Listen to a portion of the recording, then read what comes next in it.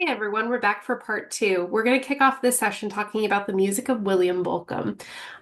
Again, each of the composers that we're going to cover today exhibit traits from the neo-romantic category in completely different ways. So while David Del Tredici was really inspired by other art, and that's something, again, that's kind of typical of the Romantic era, this idea of art inspiring other artists, especially music being inspirational to other areas of the fine arts. William Bolcom is going to come to things in a completely different kind of way. He is also inspired by art, like David Del Tredici was inspired by all of the adventures and the relationships that kind of surrounded Alice in Wonderland and the creation of Alice in Wonderland by Lewis Carroll. William Bolcom is going to be influenced by Americana in a large sense of the word. Particularly, we're going to have a huge sort of nod to the tradition of piano rags in his pieces, at least the pieces that we're going to survey, and at least one of them to that extent. So his ghost rags are probably some of his most well-known works. William Bolcom, again, sharing a very similar kind of span of history as David Del Tredici, born in 1938. He's a composer who really flexes in a number of genres, writes really convincingly for the voice. In fact, we're going to check out one of his operas, Dinner at Eight, a more recent work.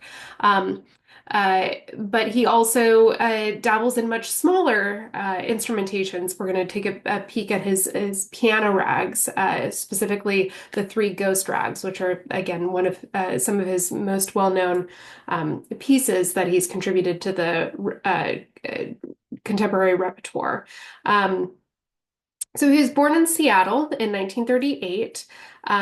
He studied at the University of Washington, Aspen Music Festival, Mills College, the Paris Conservatory, and he eventually finished his doctorate in music composition at Stanford University in 1964.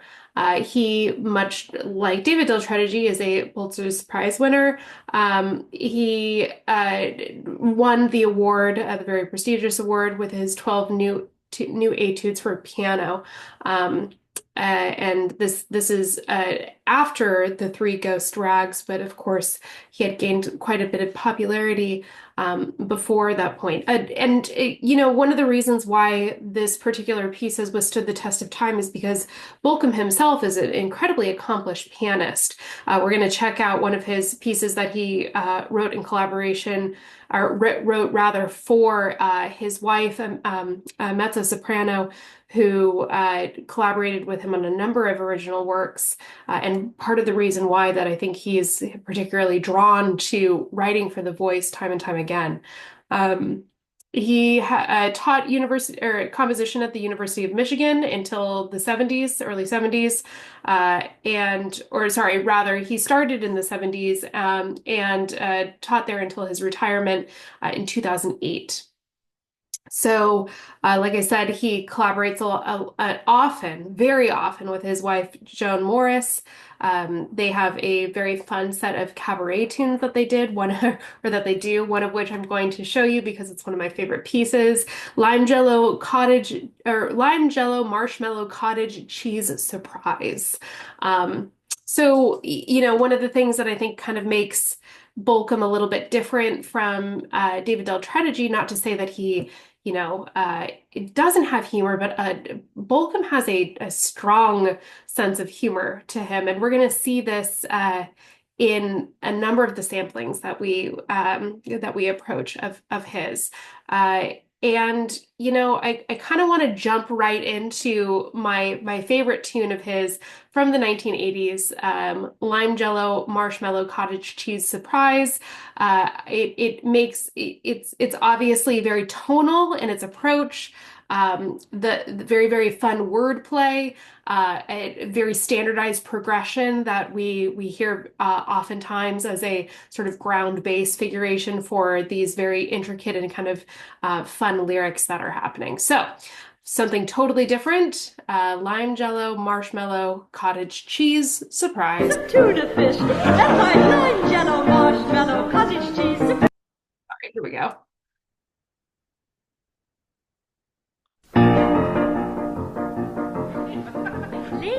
the minutes will soon be read today. The garden club and weaving class, I'm sure, have much to say. But next week is our culture night, our biggest best event. And I've just made a dish for it you'll all find heaven sent. It's my lime jello marshmallow cottage cheese surprise with slices of pimento. You won't believe your eyes. All topped with a pineapple ring and a dash of mayonnaise. My vanilla wafers round the edge will win your highest praise. And Mrs. Jones is making scones that are filled with peanut mousse, to be followed by a chicken mold that's made in the shape of a goose. For ladies who must watch those pounds, we found a special dish. Strawberry ice enshrined in rice with bits of tuna fish. And my lime jello marshmallow cottage cheese surprise. Truly a creation that description defies. Will go so well with Mrs. Bell's creation of the week. Shrimp salad topped with chocolate sauce and garnished with a leek.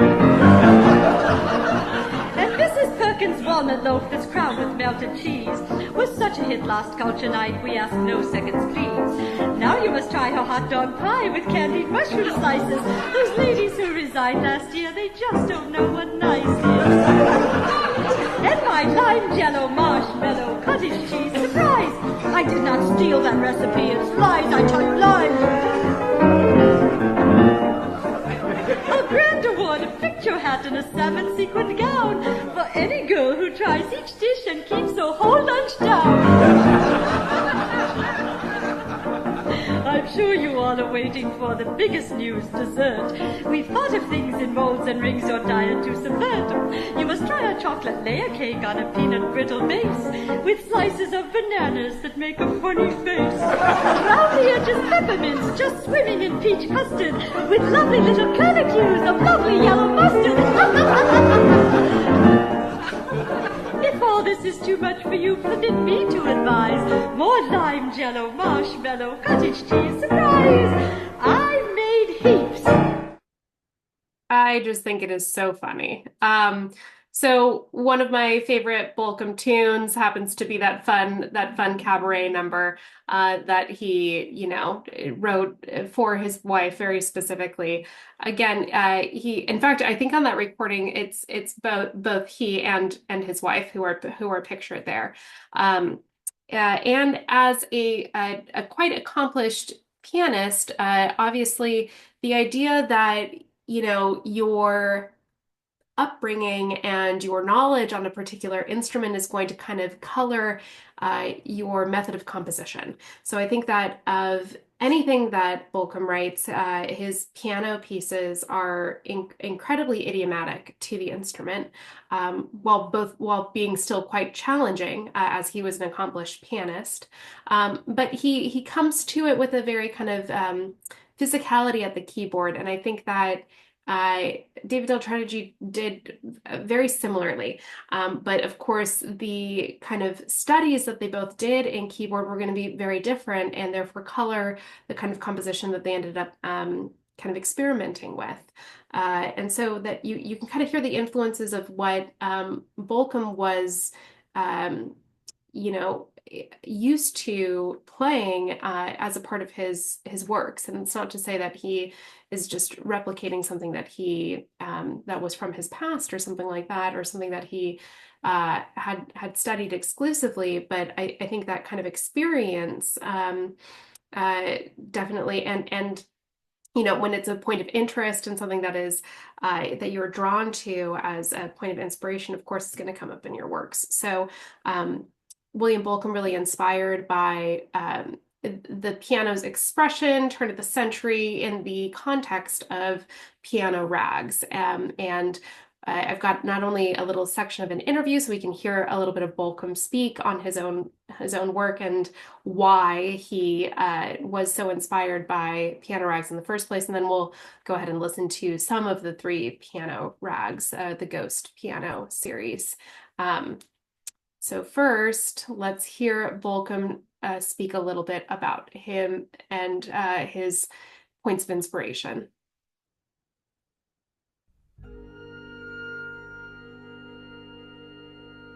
I was a very good friend with a man named Norman Lloyd, who was one of the grant people that was working at different times for the Rockefeller and Ford foundations.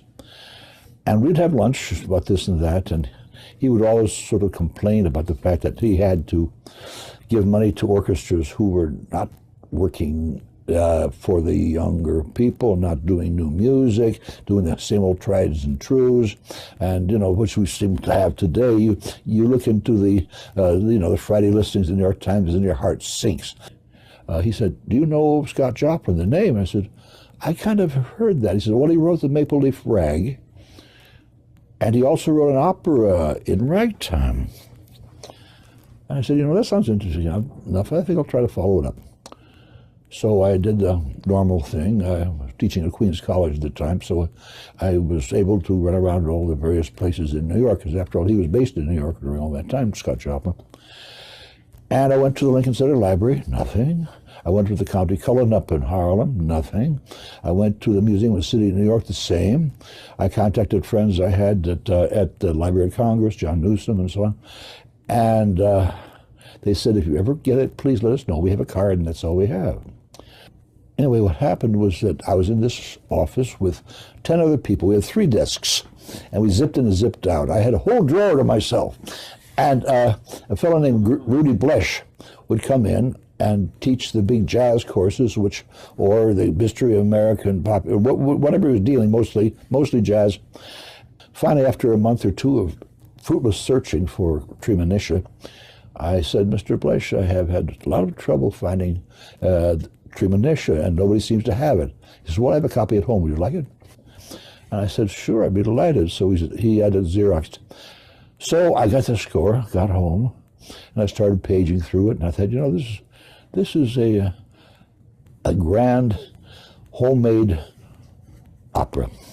So because of Rudy, I was able then to get a hold of the rags, because he had a friend, Max Morath, who put together a kind of a pirated little publication of 100 rags, of which maybe a dozen or so were of Joplin. And I realized there was a major person here. I had been involved with the European avant-garde, and in the way that in New York they were not playing Boulez, Stockhausen, or Barrio at all. Those years of a big embargo, not only from the critics but also from the composers, even the 12-tonists who didn't feel at that point it was very strange, because I had been in Europe studying at the conservatoire, and I was very thrilled by the newness of all of that, and began to be influenced by it in my own music and so on. And yet I was still conflicted, because some part of me was also interested in American popular vernacular music. Mm-hmm. And I was having a really conflicted time with all of this happening, because part of me wanted to do that, and part of me wanted to do, this what I call expanded vocabulary that was being afforded by Boulez and Company. So it was a big conflict for me. How was I going to deal with these two parts of me that were not reconcilable? Well, John Cage had come out during that time, during the Seattle, when I was there in the early 50s, and he would give these demonstration concerts at the New School of Music, and people would walk in a huff, out in a huff, and here was a little fat kid, age 12, 13, fascinated by everything I saw, and I'd be often the last person left in the audience. So anyway, here it is, 1966. Before I moved to New York, and I'm asked to go to the local Pacifica station in Seattle to interview John Cage, because he happened to be there. And I remember as I left, the senior professors of composition said, "Now you go out there and demolish him." So I got to the radio shop and radio station, and I said, "Mr. Cage, I've been asked to demolish you," and we had a good laugh about that. So we talked for 3 hours. In the middle of the third hour, he asks, "So how about you, your compositions? What's happening with you?" He says, "Well, I'm very conflicted. I'm going through a period where I have been trying to deal with the total chromatic style we're all writing now, and some part of me has this little demon. I'm still interested in American music and popular music at the time when there was hardly any musicology being done at the time." And he said, "Some people divide the world into things that are good and things that are bad. Others take it all in and let their inner organism decide." It's like the scales fell from my eyes. And I suddenly said, well, I must be all right as I am. Now let's find out how they're going to work together somehow. And well, some years later, I suddenly find myself looking at Scott Joplin, and I think, there's a man who embodied that real fusion of European art music and African and American elements, indissolubly. Just as Britain was able to revitalize English opera and English vocal music by going back to Purcell, I went to the closest source we had, which was Irving Berlin, who really worked out a lot of how you put word to note. In fact, indissolubly, as tightly as the European and African American elements in Joplin are. You can't take them apart. The word calls up the note. It's amazing how he did that. But you look at those and say, how did he do it? So I look at all those people, these wonderful wordsmiths and the songwriters, people that we were supposed to just sort of poo-poo when I was in school, because I'd never quite got over that. I never quite agreed with that, but meantime, everybody said, oh, well, this stuff is inferior, second rate. It's really I've always said that the French had the troubadours, the Germans had the Minnesingers, and we have Irving Berlin.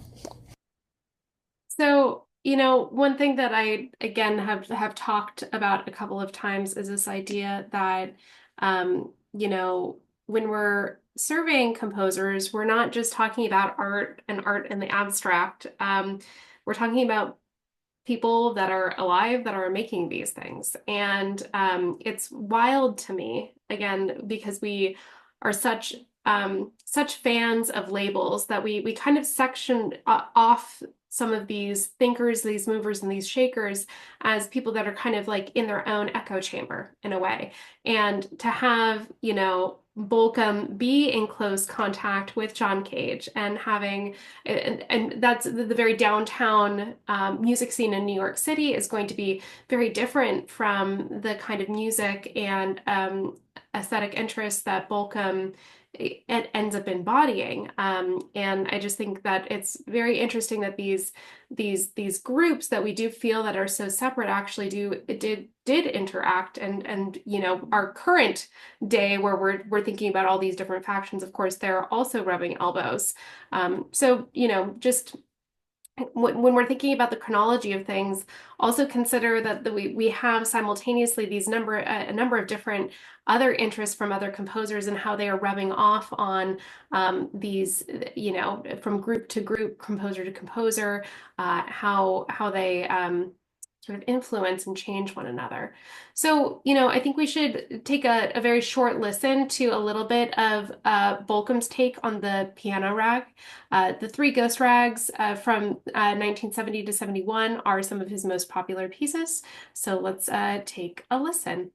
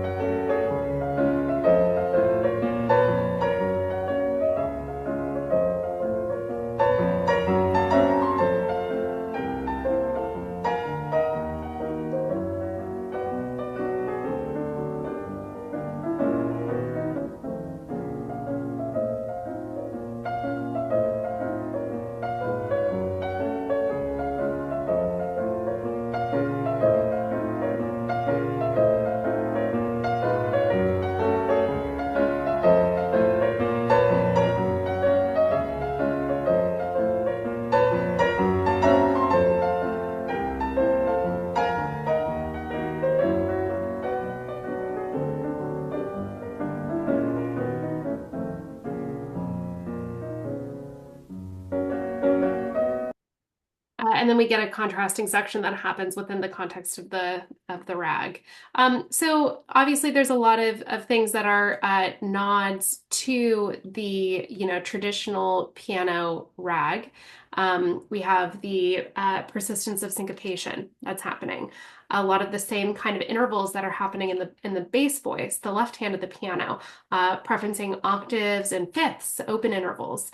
I'm not going to say it's stride because it's usually stride is a little bit different in terms of its approach. It's usually a little bit faster, but it's kind of making a nod to stride most certainly. A whole lineage of performance techniques that existed for the piano rag specifically, with this very interesting sense of 20th century chromaticism that's also occurring in the context. Despite being so heavily chromatic and leading in an unexpected way, we still very heavily prioritize the melody coming in at regular intervals, a melodic construction that feels very like question, answer, continuation, climax, and then cadence.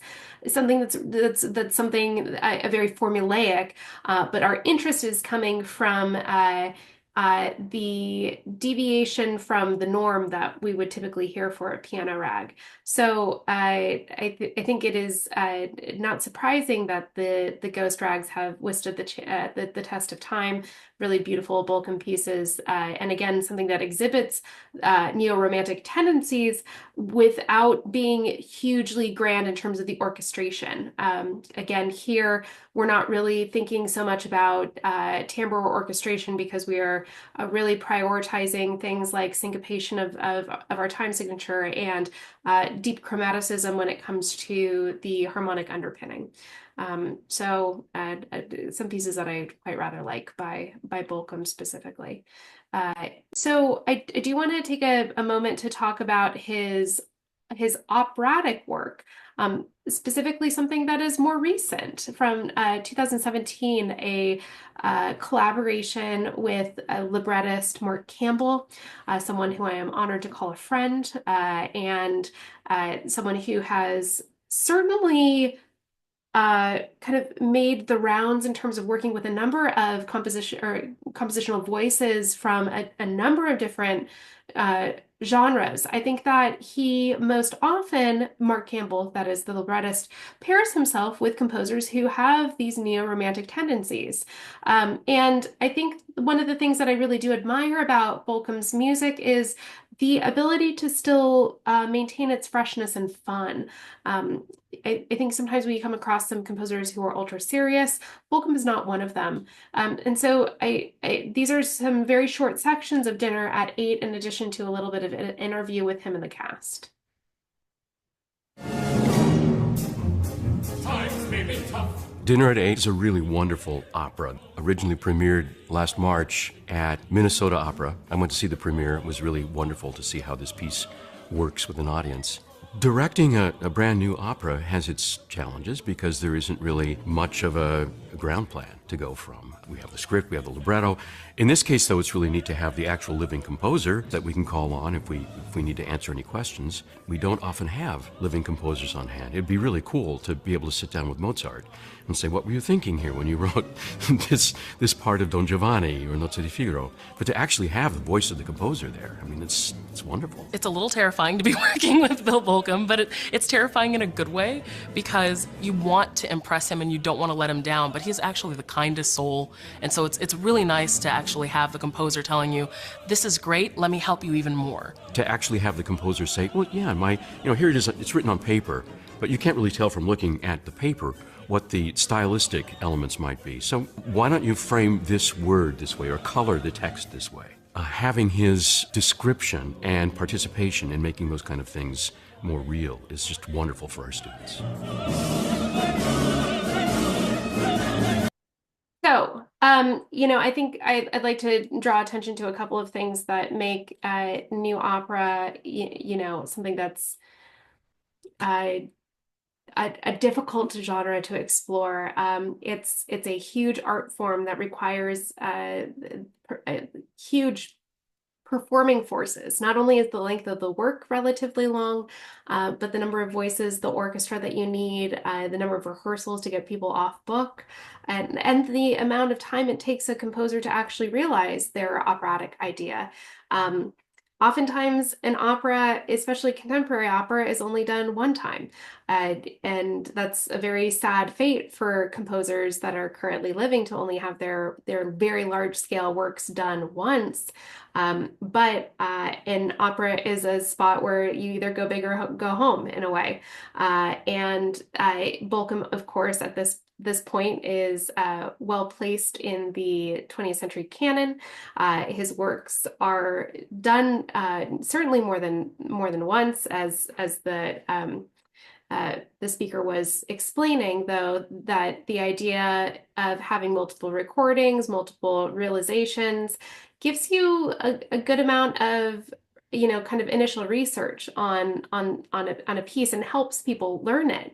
And so, I think that hopefully we'll continue to see more 20th century opera and new operas being created, but there is a huge learning curve and cost when it comes to this particular art form, which is why potentially we don't see more contemporary operas. As an opera composer myself, I think that is an awful shame, but I understand the practicalities of it. I'm like currently writing something right now. I've been working on it for months at a rather accelerated pace. But at my best and fastest, the quickest I could possibly write an opera might be one a year, and even then, that is kind of an extreme pace. And so, the amount of time and effort that it takes to have an opera come off is huge. But again, the rewards are quite big as well. To give you a little bit more of the opera before talking about our three other composers, I want to hone in on a couple of sections so you can get a better idea as to what Dinner at 8 actually sounds like. We've got two small clips.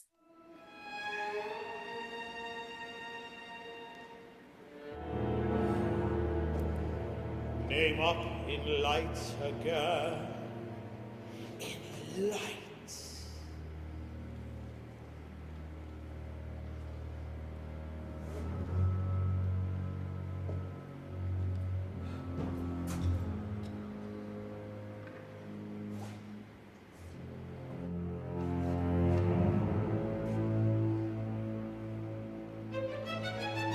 Back on top again, adorn once more, who dares to say I'm kind?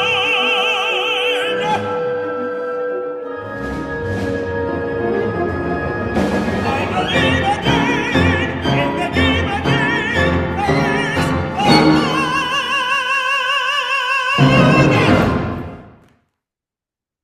And then one other clip I'd like to show you.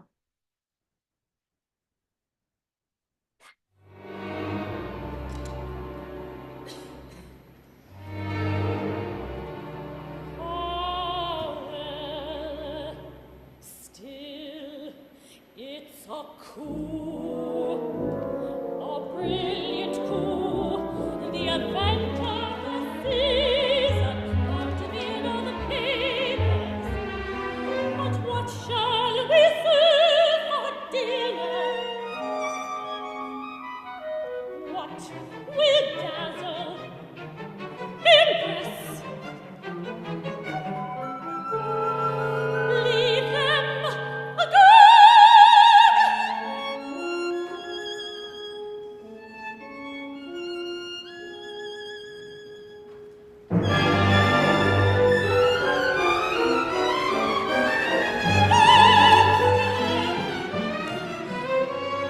Of course, that's it. But how? I know. Lobster in aspic. Lobster in aspic. Lovely lobster in aspic. An homage to le homage.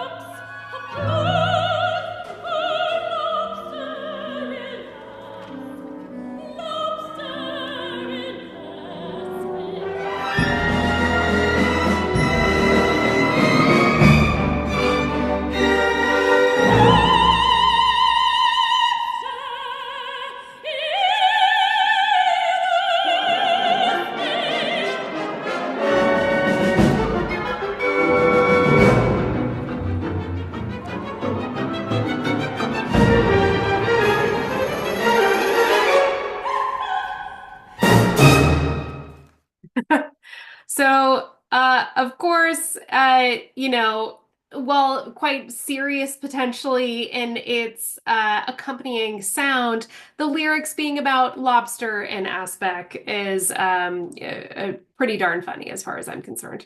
And so I think that there's um, the Balcom really comes to writing for the voice from a very personal connection to the voice. And as a result of experimenting a lot with cabaret songs, especially in the earlier part of his career, that he is sort of well positioned to work very effectively in the genre of opera. Rich details in terms of the orchestrational color that's happening, a stronger sense of chromaticism. But above all, we're still listening to things that feel on the very verge, but feel still like functional harmony. And also that we are prioritizing lyricism, this idea that we are trying to support the voice and support it dramatically with use of orchestration and orchestrational details, text painting, for example. When she was talking about the little jiggle, we had a sort of like a jiggle that happens in the music. That's text painting. But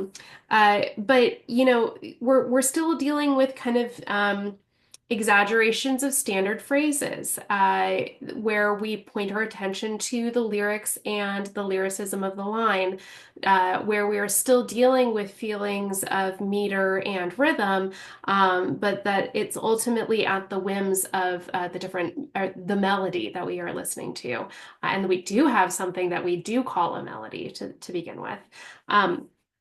So that's a little bit about Bolcom's music. Again, someone who is really has earned his place within the 20th century canon. Really different approach also to the neo-romantic tendencies. And we're going to round out our investigation through the works of listening to the works of three other composers. So in part three, which is coming up next, we will talk about the music of Jennifer Higdon and Joan Tower. And then in part four, the final part, because I have a number of things I'd like to talk to you about him specifically, George Crumb. So I will see you back for part three, where we'll talk about Tower and Higdon. See you soon.